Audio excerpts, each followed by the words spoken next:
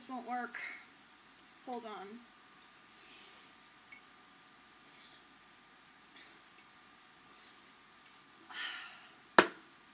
That's better. Starbucks, keeping people awake since 1971. Yeah, that's not a great tagline. Well, I guess that's why I don't work for Starbucks. I mean, that's why their advertising is so good. They would never use something like that.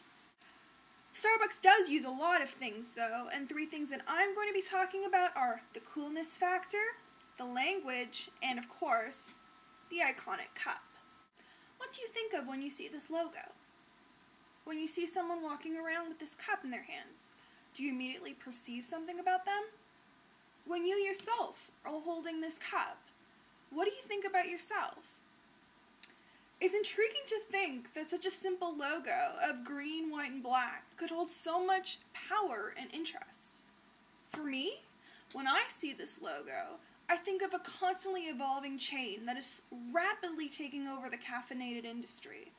It also makes me think of visiting Seattle for the first time and seeing the very first Starbucks and just thinking about how far the chain has just come. When I see another person holding this cup, I immediately think that they must have some sort of wealth.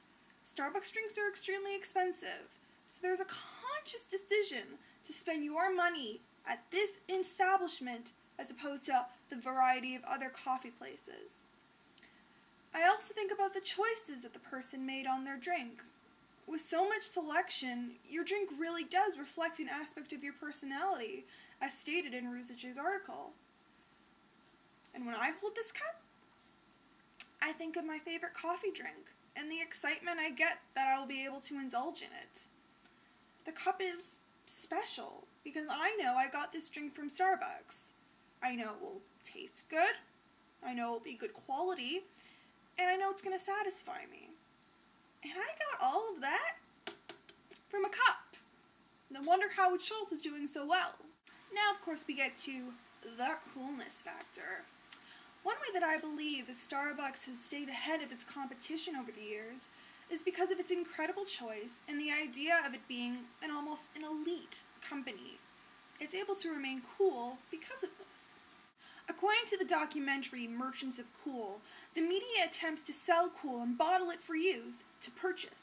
Schultz has done just that by creating a product that's both accessible, by having a store on practically every street corner, yet maintains an allure of something unattainable and special. Probably the reason for this, or perhaps something that I attribute to this, is that Starbucks was created in one of the most hipster capitals of the world, Seattle, Washington. Starbucks needs to maintain a level of coolness that everyone can enjoy, but still makes people feel unique that they have purchased from them. This is a fine line to walk, and Starbucks does it impeccably.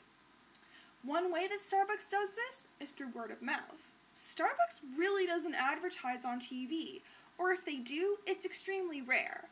You have to go into the store to find out deals or sales or the change in menu. Of course, another huge draw for Starbucks for the average person is that celebrities are constantly being photographed with the iconic cup in hand. What better way to advertise your product than having paparazzi shots of your favorite celebs drinking their favorite drinks? Ruzich discusses the language that Starbucks uses to entice the consumer into purchasing their product and joining the Starbucks team. A wonderful way Starbucks markets their products is through carefully thought out selected words to make their customers feel at home. Words like family, community, chocolatey, premium, delightful, delicious, etc., etc., etc., cover the store's lounge-like atmosphere. The comfy chairs and wireless internet, which is a big plus for anyone who has a mobile device, is a home away from home where you can get served cup after cup of delicious coffee with an array of snacks. Starbucks has chosen its words carefully and wisely, and I truly believe that kind of marketing works.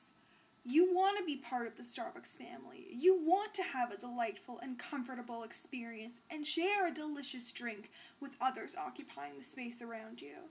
When I walk into Starbucks, I want to relax, check my email, read a book, all the while enjoying my drink.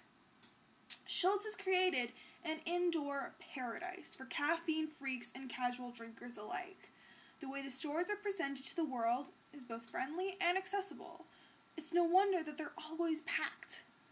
Starbucks has packaged themselves as the perfect product for every person. By being versatile yet consistent, they have managed to create a huge fan base and market by appealing to the audience, as well as informing their audience of what they should be wanting. They both conform to media tastes and invent them. They are followers of trends and creators of them. That is why Starbucks has done and will do as well as it does. It is the epitome of cool. Meg, you are so full of crap. You're like those people who sit in Starbucks and publicly write on their laptops. Hey, getting some writing done there, buddy? Yeah, sitting up in public so everybody can watch me type my big screenplay. Me too. All real writers need to be seen writing, otherwise what's the point, right? You should totally write that down. Okay, will you watch me?